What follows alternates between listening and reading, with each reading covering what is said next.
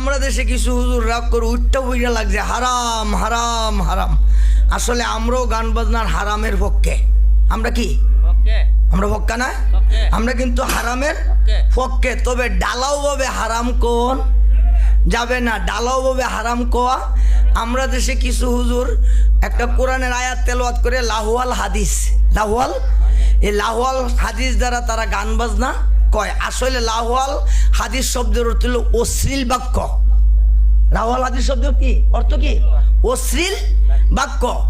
ওই গান বাজনা হারাম যে গান বাজনাটা সারা দেশে চলতেছে, প্রত্যেকের ঘরে ঘরে ল্যাংটা বিড়ির নাচ চলে, চলে না? এটার কি তা ক ওই যে টিভি কিতা ইডির মাঝে যে বিভিন্ন রকমের যে দেহা, যে গান বাজনা দ্বারা মরা জিন্দা দিল কি হয়ে জায়গা ময়রা জায়গা, জিকির আসল থেকে মানুষ দূরে জায়গা, জিনার দিকে মন দাবিত হয়। ওই গান বাজনা কিয়ামত পর্যন্ত কি হারাম। কিয়ামত পর্যন্ত এই সামার গান, বাইস্কুরের গান, তেস্কিরের গান, নদীর গান, এই যে গান করে এই গান বাজনা কি ওই গান বাজনার মেঝে গিয়া যদি কেউ হাততালি দেয়, একটা কাঠি দেয় আরেকটা কাঠির বাড়ি দেয়, বাহবা করে বউ তালাহে বাইন, বউ তালাহে, বউ তালাহে বাইন। যেই গান বাজনা দ্বারা অন্তরে জিকির জারি হয়, কি জারি হয়? অন্তরে আল্লাহ নামের জিকির কি হয়?